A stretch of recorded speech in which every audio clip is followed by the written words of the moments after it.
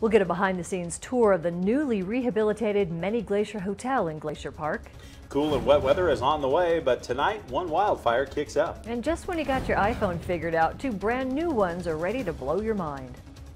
Powered by the Montana Television Network. This is the 10 o'clock news on KPAX, Montana's news leader.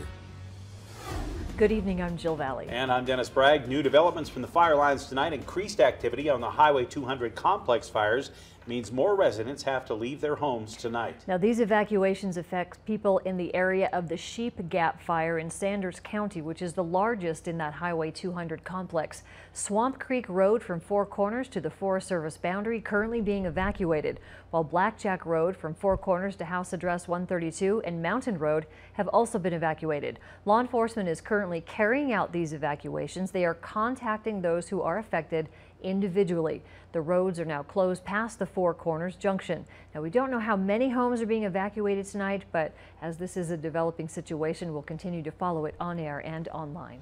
But there is some relief in sight tonight. Mother Nature will lend firefighters a helping hand to hero at the end of the week. After only 2 days of measurable precipitation in nearly 11 weeks, in much of western Montana, much needed weather pattern change is heading our way. Meteorologist Russ Thomas explores the impact that this change will have on these ongoing fires.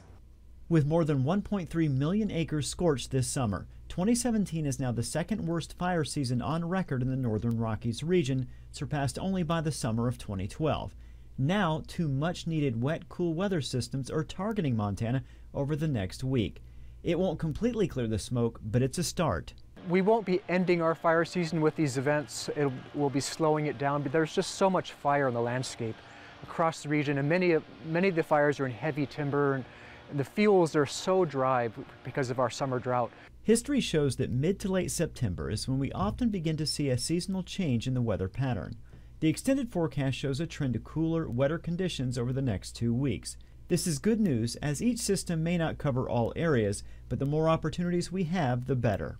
Unfortunately, the first system looks like it's going to miss out for northwest Montana and North Idaho, where we do have some very active fires. But the models are showing an even stronger, wetter system coming in directly from the west, and that will really help North Idaho and western Montana, northwest Montana particularly. The expected cooler temperatures are helpful, and the rainfall is certainly very beneficial, but there is one extra factor that would trump it all. The second system next week, we could actually see widespread areas of snowpack developing into next week over the mountains throughout western Montana. More good news, the dry periods in between our rain events won't be as problematic as what we've had in recent weeks. The days will be so much cooler, the nights longer, and so our burning periods each day will be a lot shorter and less intense. A sure sign that the worst of the fire season is officially behind us. In Missoula, Russ Thomas, MTN News. Richmond says snow levels should be as low as 5,500 feet in most areas, 4,500 feet in the West Glacier region, with the system that is expected to move through early next week. So for the latest on the big changes, let's now go to Chief Meteorologist Aaron Yost at the Storm Tracker Weather Center.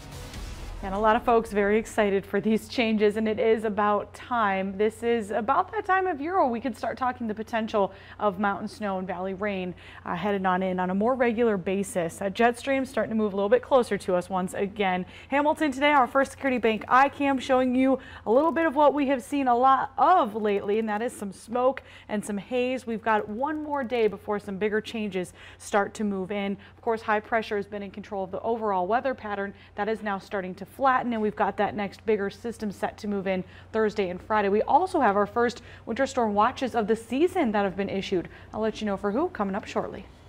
It's an icon of Missoula's original water system, but nowadays it's only blocking important fish habitat. So the city of Missoula is expected to accept an offer from Trout Unlimited to help remove the old dam on Rattlesnake Creek, which hasn't provided water to the city in over 3 decades. The lower Rattlesnake Creek Dam was erected in the early 1900s when city leaders determined they needed a better way to manage one of the primary water supplies for the growing city. But that was a long time ago, and the dam and catchment basin behind it are really showing their age. In fact, they haven't been used for the water supply since some people got deathly sick. Back in the early days, it did have a key role for supplying water to the city. It did. But unfortunately, like I said, in 1983, they had the Giardia outbreak. And at the time, the owner of the company, the Wheeler family, decided not to even use it anymore, and basically take some of the majority of the water rights out of the creek and put some additional wells in. Today, the hollow core dam crosses the stream right where fish should be migrating. Some make it around using a fish ladder installed in 2003, and there are fish in the pond, but it's not an ideal situation. So now that Missoula owns the water system, it can consider an offer from Trout Unlimited and Montana Fish, Wildlife and Parks to remove the old dam and restore the stream. Environmentally, and in terms of, I think from what we're hearing financially, it makes sense to remove the dam. It'll provide a huge benefit to the Clark Fork and the Rattlesnake Creek fishery, and basically just allow fish to move up and down the way they naturally would. Tuesday, city leaders gathered on site to explain the project, which will not only remove the dam, but could provide additional park and recreation opportunities, even room for a trail on the narrow section of Rattlesnake Drive. But the first step is to have engineers figure out exactly what can be done. We don't want to have a contractor come in here and just start ripping out the dam, because you don't know whether if that wall on the east side is gonna fall down, or the one on the west side is going to fall down, or the wall in the pond is going to fall down. It has to be. We have to do some research and stuff and see and make sure it's done correctly. Means removing the old dam will also save Missoula upwards of $500,000 in operating costs. The Mini Glacier Hotel, one of the most historic sites and structures in Glacier National Park, was nearly closed in 2004 before a group of architects and park enthusiasts began a renovation plan that ended up lasting 13 years. MTN's Jack Ginsburg shows us how it's been updated while still holding on to its rich history. So that's what places like this provide for us. It's a place that anchors our culture in some really wonderful stories. In 2004, there was talk of the Many Glacier Hotel being shut down due to a number of issues ranging from fire danger to structural damage. However, those with a strong passion for the hotel refused to stand idly by and watch a historic monument like this taken from the visitors of Glacier National Park. When we planted that flag and said, absolutely not, is when traction was given to this project. For the next 13 years, the Anderson Hallis Architecture Company worked tirelessly to renovate the hotel while still holding on to the history of the 1920s building. One of those major projects was restoring the lighting in the lobby and the main dining room. When the lights go out in nature, they come on here in the space, and it has a sparkle and a magic that not many spaces have. Certainly very few spaces that are built today have. Back when the hotel was originally built, the Great Northern Railroad Company was seen as a gateway to Asia.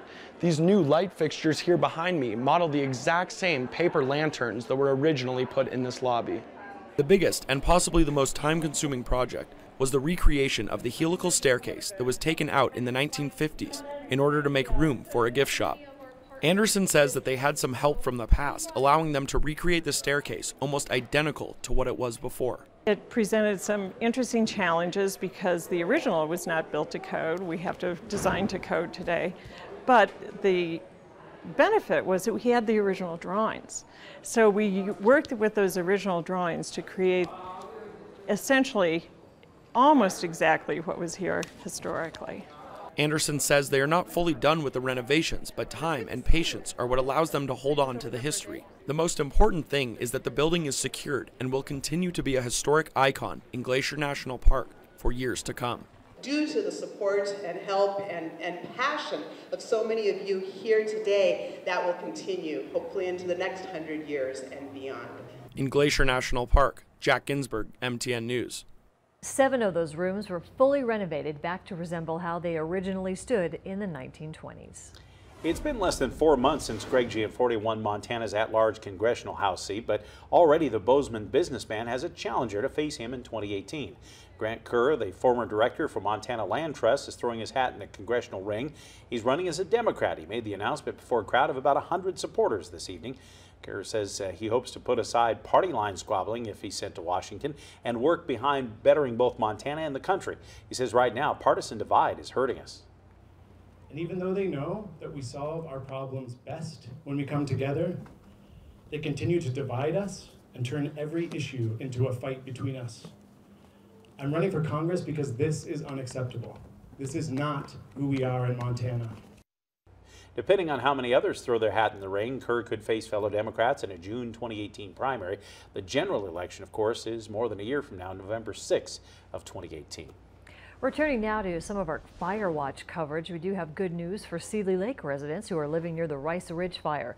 The Missoula County Sheriff's Office downgraded Zone 5 in Seeley from an evacuation order to a warning.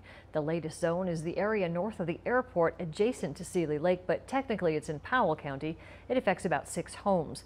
All of Seeley Lake is under an evacuation warning, while orders and warnings remain in effect in Powell County. At last check, the Rice Ridge had burned nearly 140,000 acres. KPAX has partnered with the Montana Community Foundation to create the Montana Wildfire Relief Fund. It's your chance to help your fellow Montanans who are victims of these disastrous summer fires. To donate, go to kpax.com/wildfirefund. You can make your contribution online or get information on how to mail it in. We're proud to announce, since we launched the fundraiser on Monday, more than $36,000 has already been donated, including a $25,000 donation from the Montana Shirt Company in the Flathead Valley.